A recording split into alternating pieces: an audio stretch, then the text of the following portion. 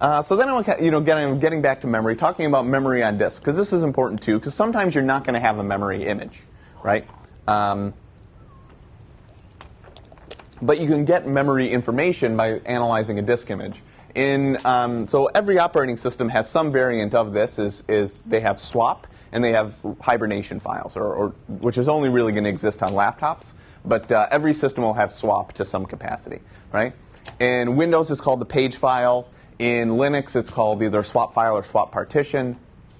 In Mac, it's called the swap file, and it's in var VM. Hibernation files it's called the hibernation file in Windows. It's called the same thing in Linux, called swap partition or swap file. They use it for both purposes. And then you have a sleep image on Mac.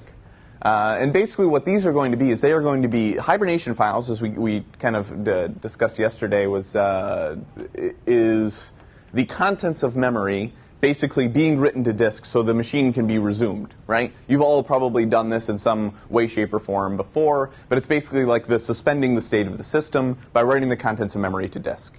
The benefits of the hibernation file is that it is the entire contents of memory, right? So if you get a hibernation file, you basically have a memory image, right? Which is certainly beneficial. When you're dealing with swap files are used by processes to basically when you have data that isn't needed by memory at the time, but is still a running process, it will page out contents to disk that isn't as high a priority, right? And this is really done to kind of increase OS efficiency and things like that. So it's not necessarily the entire contents of a process and the entire contents of memory, but it is a portion of. And really the thing I want to point out here is is kind of an interesting case that I worked on. It was a child pornography case involving an application called folder lock. Has anyone ever heard of folder lock before? Yeah, we had never heard of it either, right? This is a case when I worked at when I was at CERT. It was an application we had never heard of and we looked into, and so we kind of played around with the application, using it and stuff like that in a VM and kind of seeing what it did, how it worked, creating our own encrypted containers and things like that. And we found that it was a decent application, right? It did good encryption, 256-bit AES. It was fairly well implemented and things like that, very similar to TrueCrypt. But they had one flaw in their implementation, and that was that they would store their passwords in memory in plain text, right? And the reason why we figured this out is that I tested it, right? So I open up a container, with a password that I knew, container that I knew, and I then looked at memory, right? I looked at a memory image from that system, found the process space for folder lock, and I searched for my password, right? I basically did a keyword search, and there it was, lo and behold, right? Now the problem was, in this case, I didn't have a memory image, right? The case agent who was involved, they didn't image the system live, so they didn't have a memory image. But what's interesting about this is that the application also allowed for paging, right? It didn't have page restrictions. So it actually had paged out the password to disk, right? It had put it into the page file. Now, so in kind of performing the memory analysis I did on the image that I knew, I could see the structure that preceded that value, right? Preceded the password in plain text. So I just basically, in the page file, ran a search for that, and then, boom, found the password in the page file, right?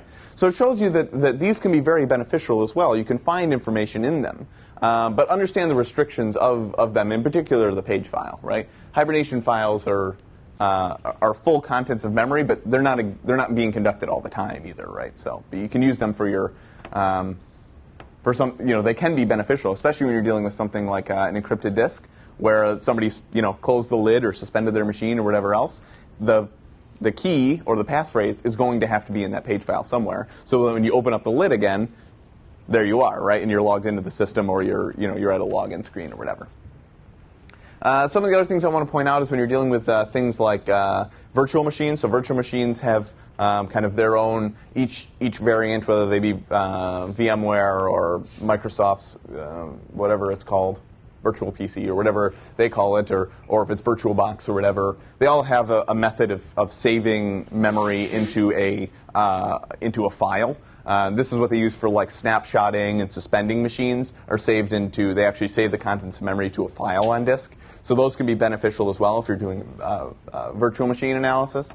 You can also do things like looking at process dumps. This has come up quite a bit in the past, where we've found evidence of like of processes that were designed to read credit card information that failed for some reason, and they produced a crash dump. Right, Windows caused them to, or had them produce like a mini crash dump, and we would find evidence of like credit cards being in memory and stuff like that.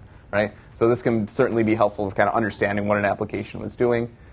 And one of the things that you do need to kind of be aware of is that most operating systems, and I think every operating system now, has the ability to encrypt swap space and swap partitions, so that if you're imaging something live, something to be cognizant of, that you may want to image the swap partition or swap files live as well, when they're decrypted. Does anyone have any questions about that stuff? For the case you worked on earlier, if that person happened to shut down the machine, you won't be able to, if you got the machine shut down in the shutdown status, you wouldn't be able to get anything.